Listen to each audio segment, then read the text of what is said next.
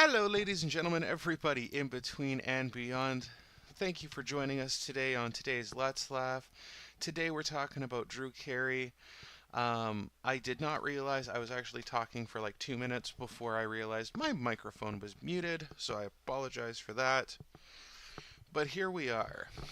Now, the first thing before we start getting into, because I'm actually really excited to look at Drew Carey um, for a couple of reasons. Number one, I was a big fan of the Drew Carey Show when it was on TV. Um, all versions of Whose Line Is It Anyway, whether it's the original British version, the more modern version where Drew Carey is no longer hosting, everything like that. A huge fan of that.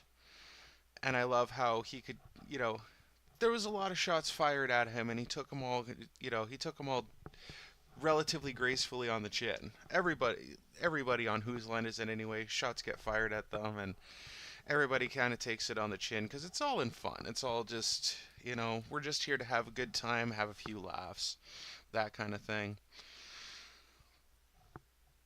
But there's also another aspect to this that I feel a lot of people don't really get. And this is part of the reason why I started my Let's Laugh series. And it's because, by and large, in one way, shape, or form, stand up comedians, we're damaged people. We are damaged people. We are damaged. And I think that could be said for at least the vast majority of entertainers throughout history. Um, we're always there is something in us that wants to seek the approval of others, at least to some extent. And there are people who stand up comedy has saved their lives. I am one of those people. And I think I can also safely say that Drew Carey is also one of those people because doing, before he started doing stand up comedy, he did attempt to end his life several times. And it's really it's really sad and really hard to see that. And of course now a lot of people are going to know him from being the replacement Bob Barker host from The Price is Right. And whether you like or hate the fact that Drew Carey was the new host of The Price is Right, I honestly can't speak very much to his personal level of it because I only really watched a couple of episodes and I was like, it seems fine. I don't have any complaints about this.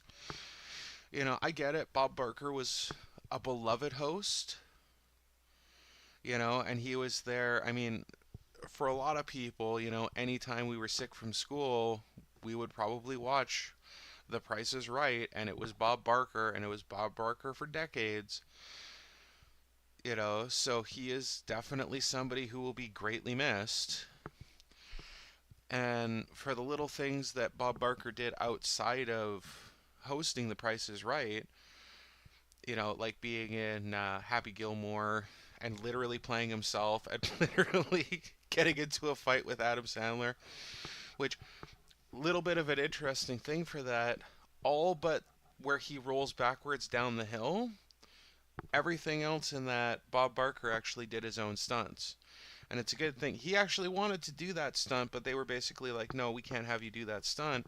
And it was a good thing because the stunt person actually got pretty injured. So that's one of those the more you know type situations. But yeah, that being said, Drew Carey is a little more complicated, I think, than what a lot of people think he is, especially when you see him with that big goofy smile that he always seems to have on him. You know, he always seems like a very happy person. And maybe he is legitimately just the happiest person in show business, and that's why he has the smile. I mean, I can say this much: he understands who he.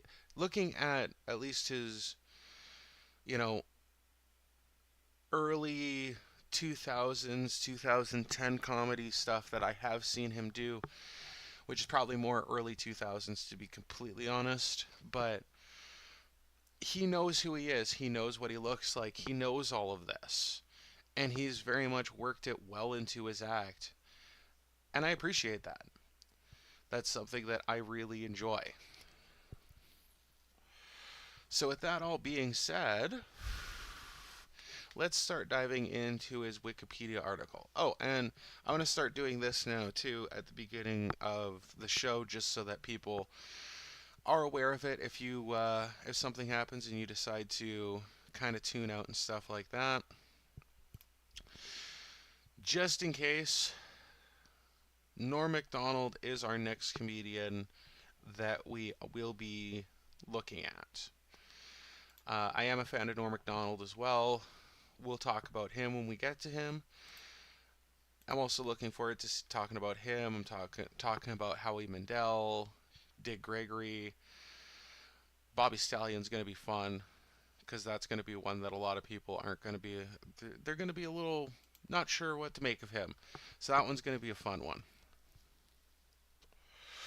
That all being said, let's dive into Drew Allison Carey. Born May 23rd, 1958, is an American comedian, actor, and game show host.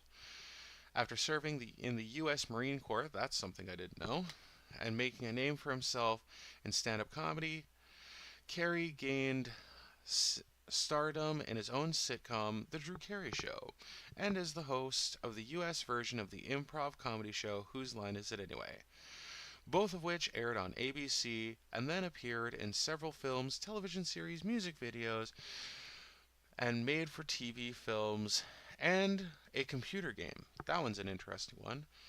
Carey has hosted The Price is Right since October 15th, 2007.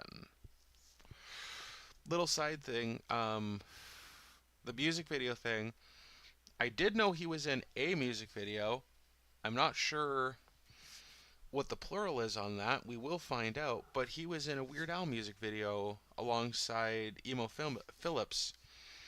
Uh, all about the Pentiums, which was a parody off of some rapper. Not gonna say his name, but some rappers, all about the Benjamins. So, and I'm not gonna say his name because I personally don't think he deserves any more attention drawn to him than he already has gotten attention drawn to him. Until he's officially behind bars. He's technically behind bars now, yes, but I mean officially sentenced and everything like that. Alright.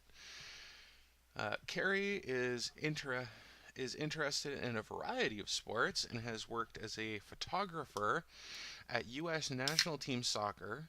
He is the majority owner of Major League Soccer team Seattle Sounders FC. Did not know that. Which won the MLS Cup first in 2016 and again in 2019. Carey briefly participated in professional wrestling, entering the 2001 Royal Rumble, and was inducted into the WWE Hall of Fame in 2011. Now, here's the thing I will say. I do find a lot of chubbier people when it comes to sports, if they're going to gravitate towards a sport, chances are it's probably going to be wrestling. I am one of those people as well. But the fact that he's in the WWE Hall of Fame is kind of wild to me, and also really fucking funny. I actually kind of want to check out what the match looked like. I'm not going to today, but the idea of it is quite funny to me. But that's that's going to be my joke from now on whenever I hear people talking about, cuz I have a lot of friends that are wrestling fans and stuff like that. When I hear people talking about how somebody belongs in the Hall of Fame and somebody doesn't belong in the Hall of Fame and stuff like that, I'm literally going to say Drew Carey's in it. So whether you think somebody belongs in it or not is kind of irrelevant at this point. Let's be real.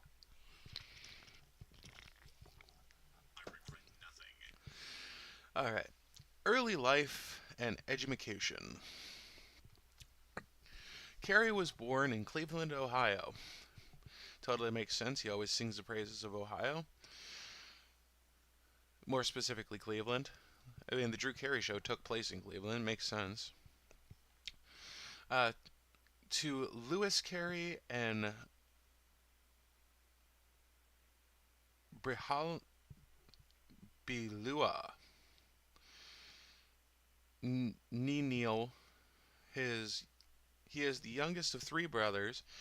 Neil, 1946 to 2010, and Roger, born 1952, and was raised in the old Brooklyn neighborhood of Cleveland. So I'm assuming that's probably a call to Brooklyn in New York. When Drew was 8 years old, his father died from a heart attack. That's a shame. Drew the con- played the concert and the cornet and the trumpet in the marching band of James Ford Rhodes High School, from which he graduated in 1976. Carey continued on to college at Kent State University and was part of the Delta II Delta fraternity. He was expelled twice for poor academic performance and left KSU after 3 years. Upon leaving university, Carey enlisted in the U.S. Marine Corps in 1980 and served for 6 years as a field radio operator in the 25th Marine Regiment in Ohio. He moved to Las Vegas for a few months in 1983 and for a short time worked as a bank teller and waiter at a Denny's. Another thing, an interesting thing about the military thing, a lot of comics actually have something of a military background, whether it's something that they left intentionally, were kicked out, that kind of thing. Like one of my all-time favorites, Ron White, was dishonorably discharged and was referred to as a hole in the national defense, which to me just kind of points a finger at, well, why was he put in there in the first place? Why did you guys accept him? Come on, let's be realistic. I'm not trying to throw shade on the military whatsoever,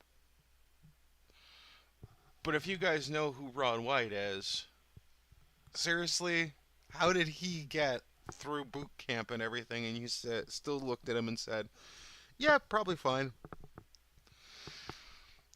Stand-up career. In 1985, Carey began his career by following a suggestion by David Lawrence, a disc jockey friend who had been paying Drew Carey to write jokes for Lawrence's radio show in Cleveland, to go to the library and check out books on how to write jokes. The following year, after winning an open mic contest, Carey became the master of ceremonies at the Cleveland Comedy Club. He performed at the Comedy Club over the next few years in Cleveland and in Los Angeles. Carey's first national exposure was competing in the 1988 Star Search. Carey was working as a stand-up comedian when he appeared on The Tonight Show with starring Johnny Carson in November of 1991. His performance that night impressed Carson, who invited Carey to the couch next to his desk, which a lot of people don't know that was actually a big deal. If Carson did not like you, he would not invite you to sit next to him after you did your little set. But if he liked you, he would be like, come over and let's sit down and chit chat and stuff like that.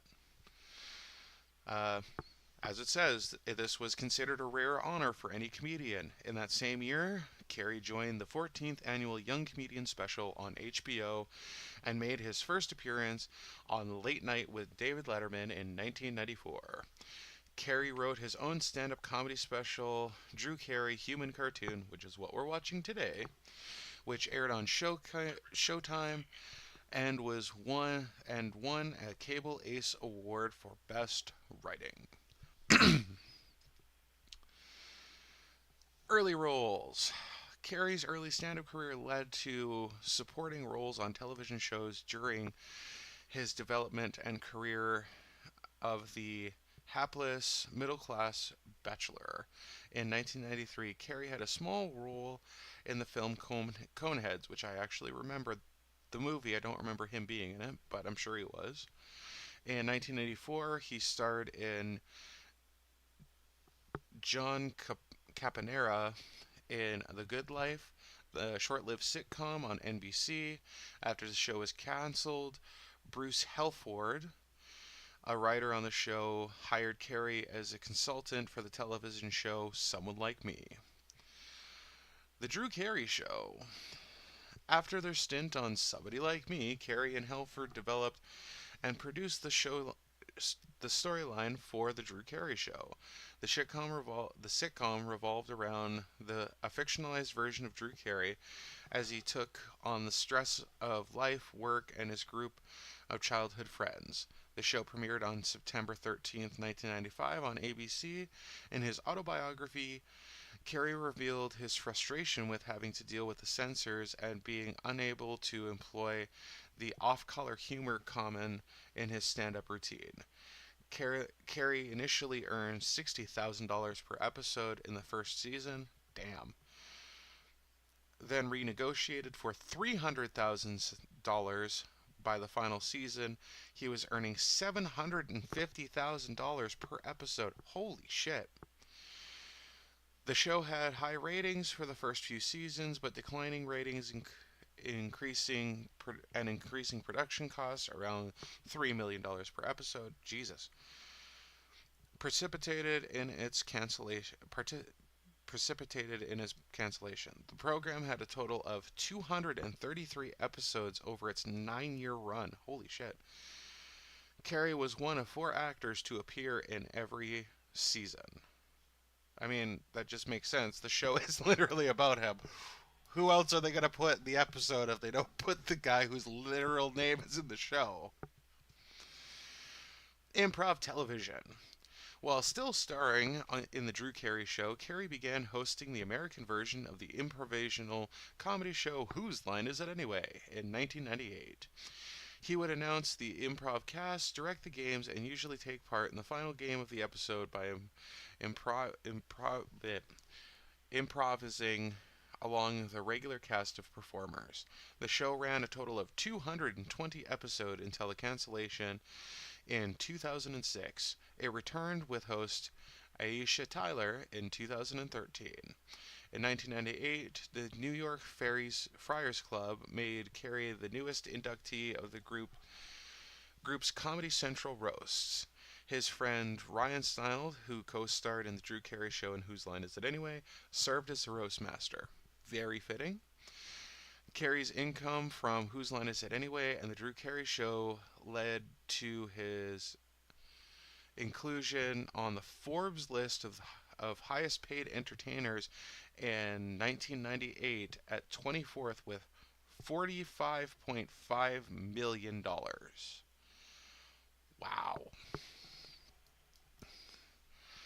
I would take 1/45th of that, please. Thank you very much. For WB 2004-2005 primetime schedule, Carey co-produced and starred in Drew Carey's Green Screen Show, a spin-off of Whose Line Is It Anyway? It was canceled by WB, but picked up shortly afterwards by Comedy Central. The show's premise relied on the use of a green screen for some of the actors' improv interactions with each other. Animation on the screen was visible to the live audience, and it was also inserted during post-production for the television audience. In 2011, Carey began hosting a primetime improv show called Drew Carey's Improvaganza. It was filmed at MGM Grand in Las Vegas, Nevada, and first aired on April 11th. The show took on the premise of Whose Line Is It Anyway and Drew Carey's Green Screen Show. that it featured many of the same performers from both shows and did improv based on audience provided suggestions. Improv All Stars. Carey was one of the founders of Improv All Stars, a group of 11 actors who perform in unscripted skits. The group joined Carey in all three of its improv shows: Whose Line Is It Anyway, Drew Carey's Green Screen Show, and Drew Carey's Improvaganza in the 90-minute television special Improv Drew Carey's Improv All Stars. Some members had major roles or guest starred on the Drew Carey Show. The Improv All Star travel on comedy tours, performing at comedy clubs throughout the United States. If that's still a thing that's going on, I would totally check that out because that actually sounds really fun. Game show host, Power of 10. Beginning in 2007, Carey began hosting game shows, beginning with the April selection as the host of the CBS game show pilot Power of 10, a show that ran from August 7th, 2007 to January 23, 2008, and aired twice weekly during the late summer and early fall. Each game featured contestants participating predicting how a cross section of Americans responded to questions covering a wide variety of topics in polls conducted by CBS. Not a bad idea for a show. The only thing that I can see being problematic is that some people are going to answer just to kind of screw with the stats, or at least hopefully screw with the stats. You kind of see it once in a while at in Family Feud, where you'll see like one person said one random thing, and you're just kind of like, who, what, where did that even come from? You know, technically speaking, it kind of makes sense, but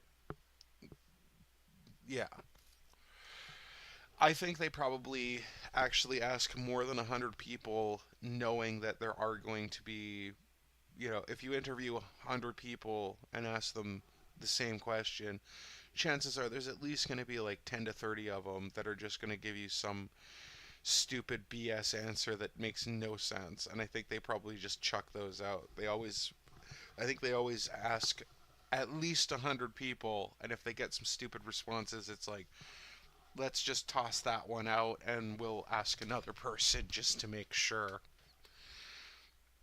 Who knows? I don't know. I'm not a producer on the show. If I was, that would be my suggestion, to be completely honest. After taping the pilot episode for Power of 10, Carey was contacted by CBS about replacing Bob Barker, who had earlier announced his own retirement as host of The Price is Right. After initially turning down the offer, Carey announced on The Late Show with David Letterman that he would succeed Barker as host of the program, beginning in the fall of 2007. Carey's first episode of The Price is Right was taped on August 15th, 2007, and his show began airing on October 15th, 2007. In response to replacing Barker as a host of the game show, Carey stated, "You can't replace Bob Barker. I don't compare myself to anybody. It's only about what you're doing and supposed to do. I feel like I'm supposed to be doing this." When Carey began hosting, the set, the theme, music, the show logos were updated. Carey retained the application of Bark's closing comments about spaying and neutering your pets. In 2022, Carey celebrated his 15th anniversary as host of the show when Bob Barker died on August 26, 2023, at the age of 99 from natural causes related to Alzheimer's disease. That sentence doesn't seem to sit well with me. Natural causes related to Alzheimer's. I get Alzheimer's is, just a thing that kind of happens, but I don't know. I'm a little shaky on the natural causes related to anything. Doesn't usually sit well with me, but I get it. Carey hosted a 1-hour special detailing the life and career of his predecessor. Other roles and appearances. Carey began appearing in commercials for restaurants in the late 1990s in Canada with the Great Root Beer. Oh, Root Bear. That's A&W. But the 2-year contract with A&W Food Services was cut short in November 1998 after an episode of The Drew Carey Show featured McDonald's.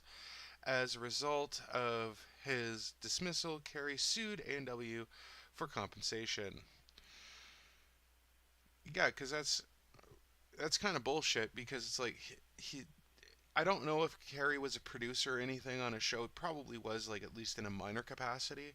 But the simple fact of the matter is that it's not on him that McDonald's happened to be in an episode of the show. Like, come on.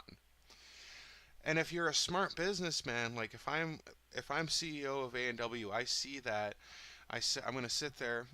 I might be a little upset at first. I might. But to be completely honest, I'm going to look at that and be like, we can totally use this. We could use this. We can definitely use this. You know, we can definitely use this. Do a little bit of a shot-for-shot remake of that. Put McDonald's in one, put A&W in the other, and do like a spot the difference type thing, and just have Drew Carey have an even goofier, bigger smile than he usually does on it. There you go. Problem solved. No issues. It just seems stupid to be petty about that kind of thing.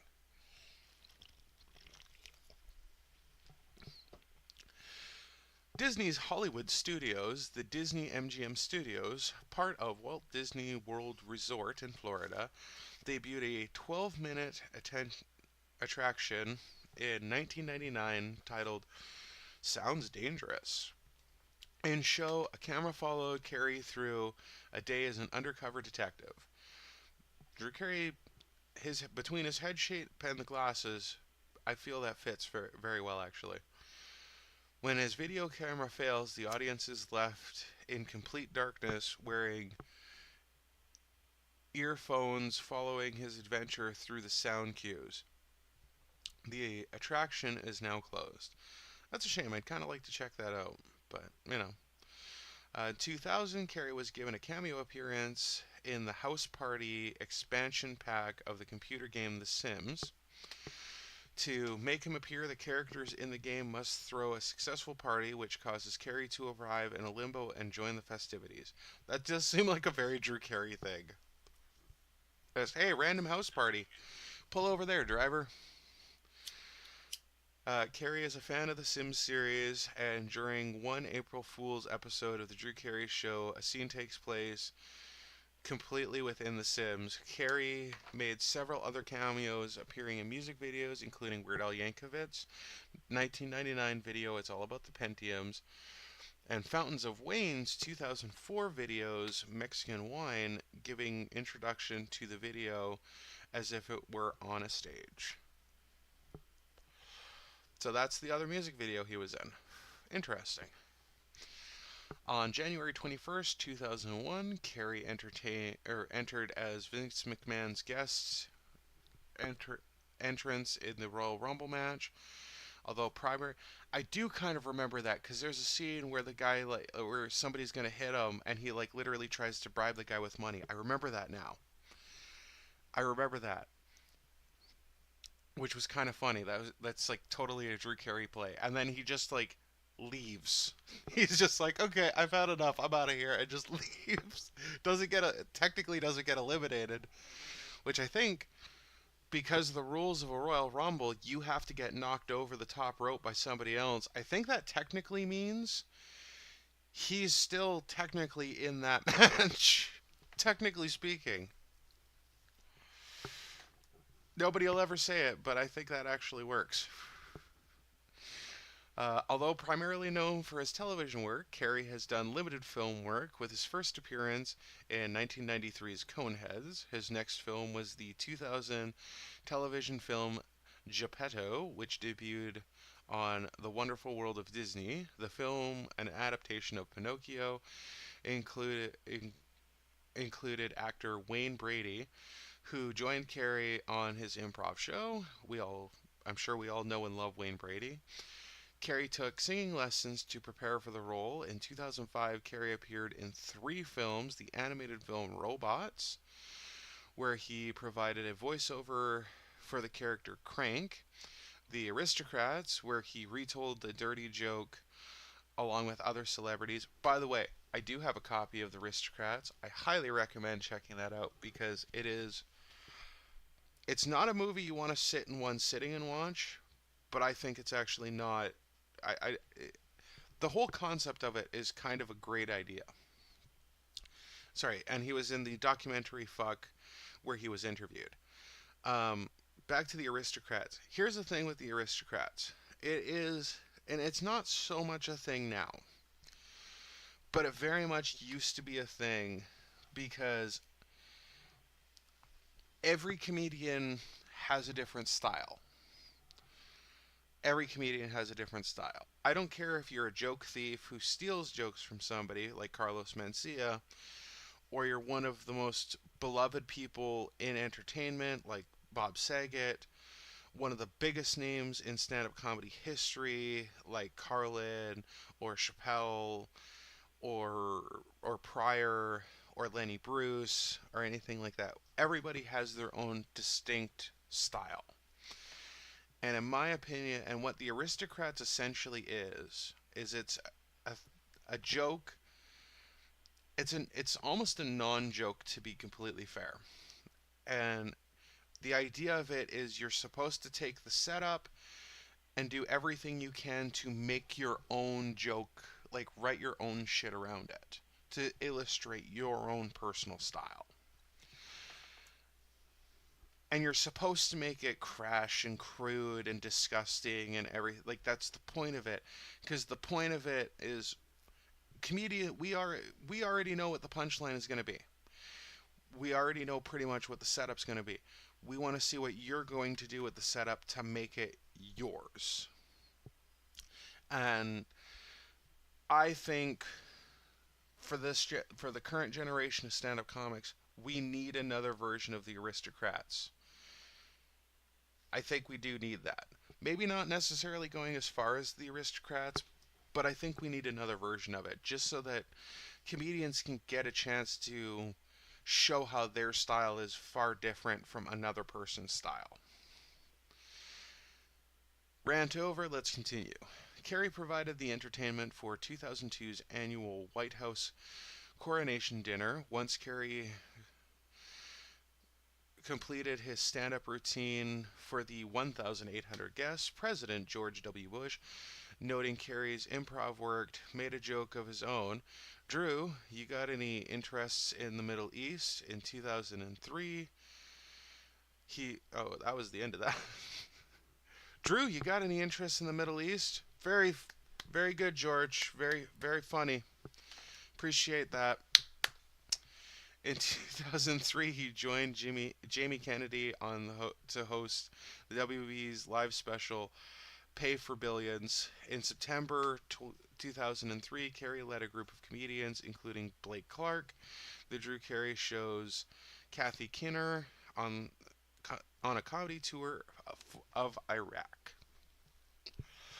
In June 8th, 2006, Drew Carey's Sporting Adventures debuted on the Travel Channel. In this series, Carey traveled through Germany to photograph multiple FIFA World Cup soccer games while he immersed himself in the culture of the towns and states he visited. Carey appeared in Matt Groening's The Simpsons as part of season 19's episode All About Lisa, as a guest on the Krusty the Clown show, and again in Treehouse of Horror 17. He also suffered in the second season of Community. Oh, he also surfaced in the second season of Community, playing a well-liked former boss to Jeff Winger. On March 4th, 2004, he was announced on Good Morning America that Carey would compete on season 18 of Dancing with the Stars. He was partnered with professional dancer Carly Brook. They were eliminated during the 6th week of competition, finishing in 8th place. Hey, got to give full props to that. It's always, to me, it's always interesting when comedians are on like Dancing with the Stars. Yes, I know he's a bit more than a comedian and stuff like that, but most comedians are just plain and simply not built to be dancers. Maybe we might have, I mean, we know about timing, we definitely know about timing because we're comedians, that's literally our career, but we're not built like dancers, plain and simply. So it's really cool, not only that he was in it, but he made it through an entire 6 weeks. That's got to say something for him. Carey's been a longtime host of the SiriusXM channel Little Steven's Underground Garage radio channel, where for 10 years he hosted a 3-hour radio show called Drew Carey's Friday Night Dance Party, which aired the last part of Friday of every month. In August 2018, Carey turned his monthly show into a weekly show called Friday Night Freakout, which aired, man, that would not necessarily be the best name for that nowadays with that rapper that we weren't going to talk about, which airs every Friday from 8 p.m. to 11 p.m. Eastern Time on Sirius XM. In 2018, Carey appeared in an episode of NCIS as a retired Marine. His character was a sergeant, the last rank he held in his life. Real pictures of him in dress blue and everyday garb were on the plasma screen in this square room. In 2020, Carey appeared as a contestant in season 3 of Masked Singer as Llama, where the costume had a centaur-like build to it. Centaur-like build to it. He was the second to be eliminated. Oh, that's sad. In 2021, Carey participated in Celebrity Wheel of Fortune alongside Terry Hatcher and Chrissy Metz. He beat his fellow competitors in the first bonus round but failed to solve the final bonus round puzzle. On March 24th, 2023, Carey experimented with an artificial clone of his voice on his Friday Night Freakout Underground Garage radio show using a beta version of 11 Lab and ChatGPT generated jokes. The line, "Even Drew Carey can use it," was granted by prompting the chat box to create a joke about how easy it can be used. Carey concluded that the audience still prefers a genuine personality since the listeners complained that the voice sounded soulless and unlike the real Drew. And that is the thing with, for those of you who are upset, and before we get to the last little bit here, for those of you who are a little upset about the whole chat GPT and AI and that kind of thing, here's the thing. All we can do is give AI a prompt to make things. And it'll just make derivatives from what it thinks you want of your thing. It's not creating anything. If you're an artist and you're worried about it, an AI can't take a pencil or a mouse or a sketch pad or whatever and just sit there and start drawing. It can't it can't look at a blank screen or a blank piece of paper and start writing. It can't do that. So if you're really worried about AI, yes, it is something that is going to make creative people's jobs a little bit harder, but it's going to make them a little bit more rewarding as well. So I wouldn't be overly scared about it. At least not at this point in time. Maybe in another 5 years, we'll come back to the topic and be like, ooh, it's scary, but right now, I wouldn't be so worried about it. On April 21st, 2023, it was announced that Carey would be featured in an upcoming 4-episode documentary by ABC News titled The Game Show Show. covering the history of game shows in America over the last 8 decades. The four-part documentary premiered May 10th, 2023. Before writing sitcoms in 1997, Carey published his autobiography, Dirty Jokes and Beer Stories of the Unrefined, where he